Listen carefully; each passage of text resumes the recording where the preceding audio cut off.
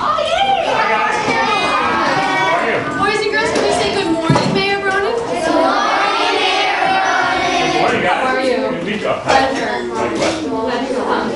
We've been very excited. Me too. What are you reading? That's a big book. Handy paper. We have a special book today for you, Mayor Excellent. Bronin. Yes, we do. You guys read this before? No. Anybody? Has anybody here read it before? No. What's your favorite book? Come on. How about you? What's your favorite book? The Feet Book by Betances. Which one? The Feet Book. The Feet book? Yeah. I like that one too. Who else? Come on. Somebody else give me a favorite book. Yeah. That's what I saw on Mulberry Street.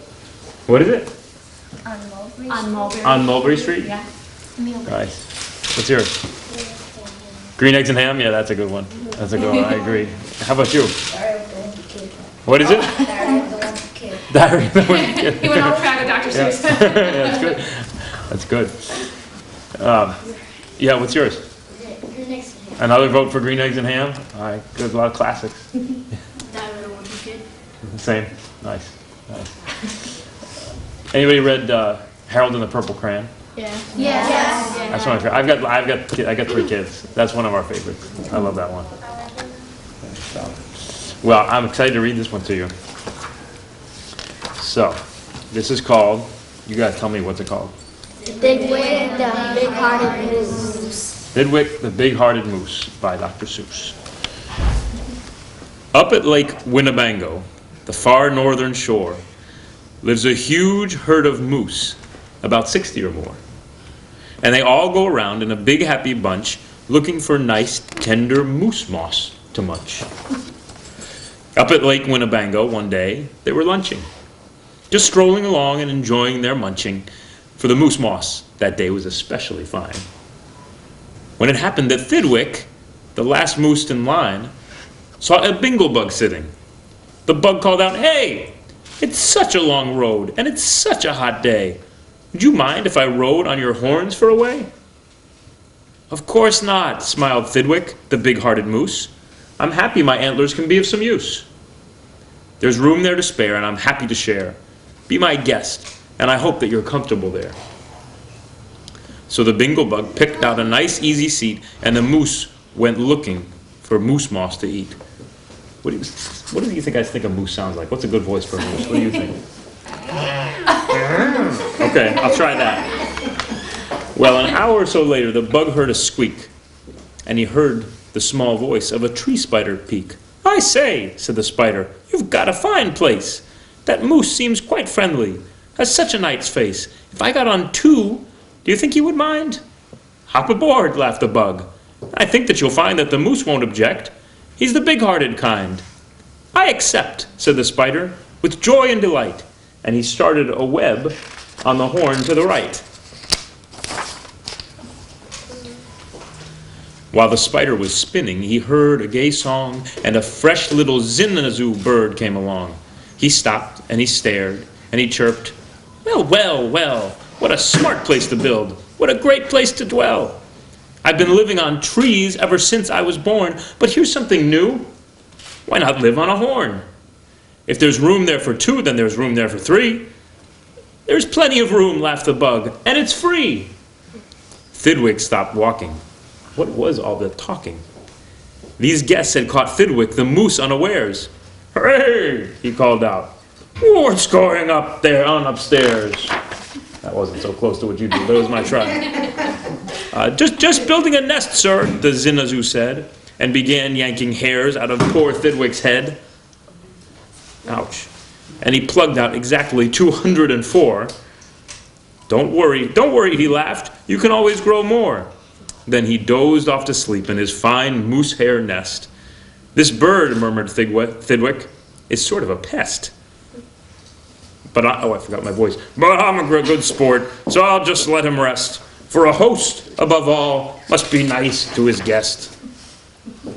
Besides, now it's getting quite late in the day, and surely tomorrow they'll all go away."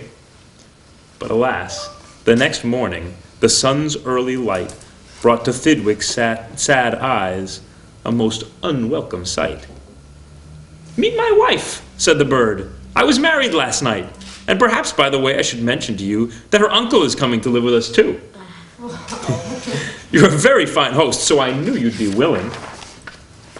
Then the uncle, a woodpecker, started in drilling.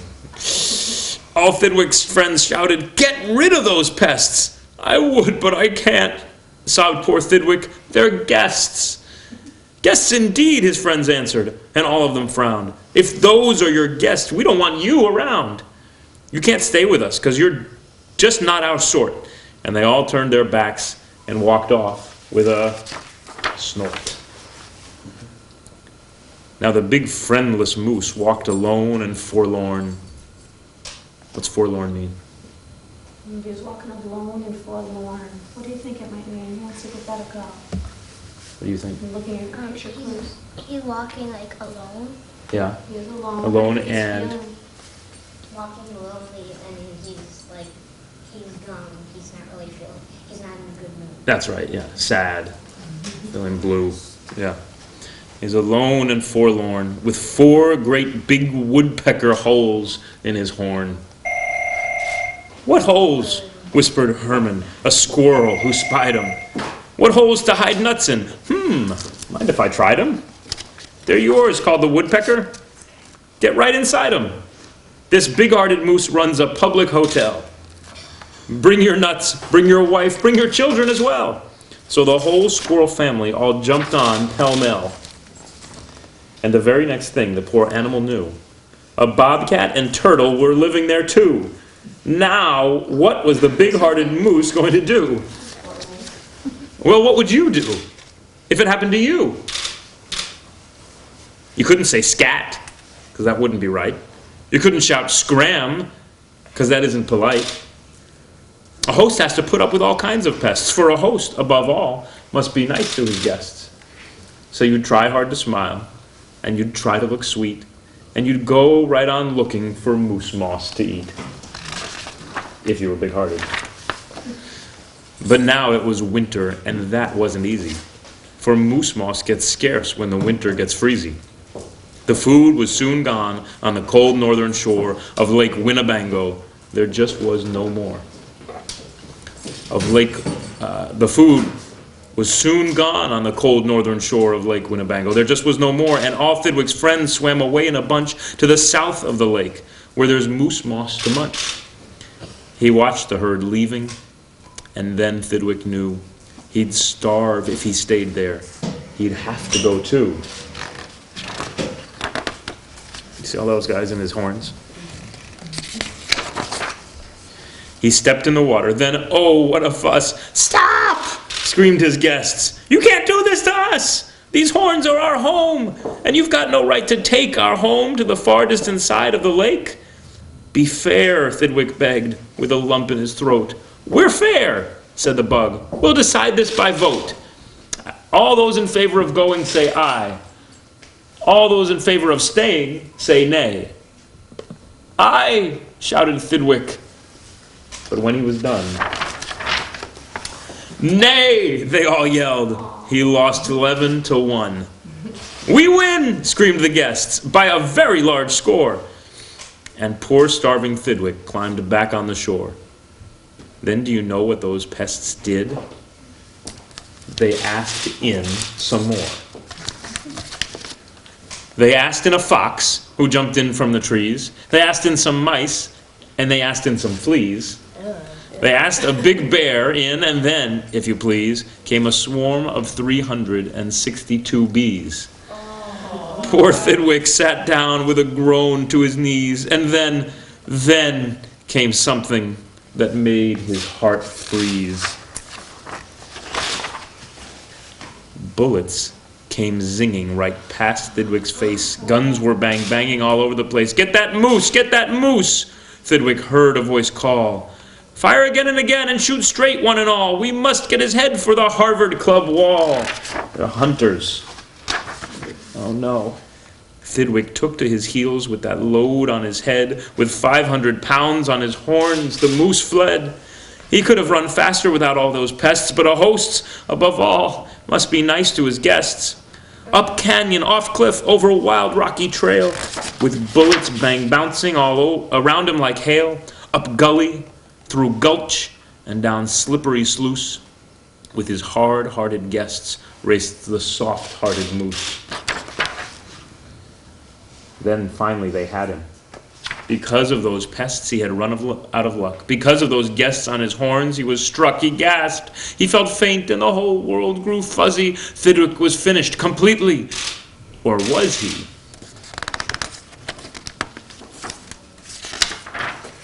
Finished? Not Thidwick. Decidedly not. It's true, he was in a most terrible spot. But now he remembered a thing he'd forgot. A wonderful something that happens each year to the horns of all moose and to the horns of all deer. Today was the day Thidwick happened to know. What do you think happened? His one's coming off. Yeah. That old horns come off so that new ones can grow. And he called to the pests on his horns as he threw them. You wanted my horns, now you're quite welcome to them.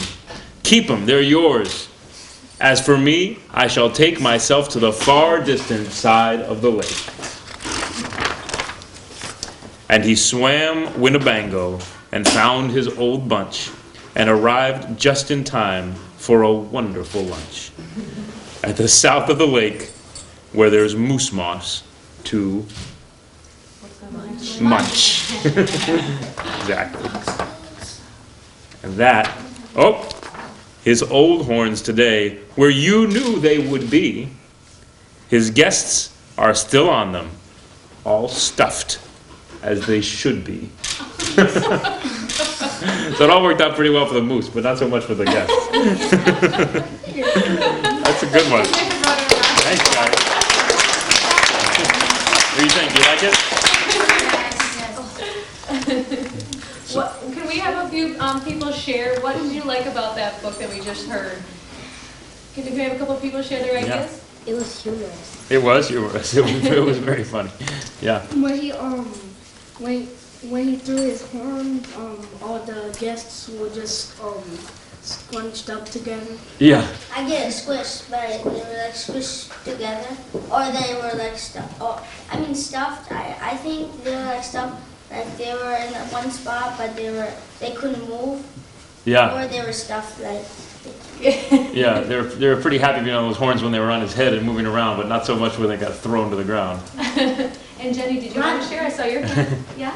What did you like about it? I like how Dr. Seuss used those words as much as possible to make it rhyme. Yes, exactly. Exactly.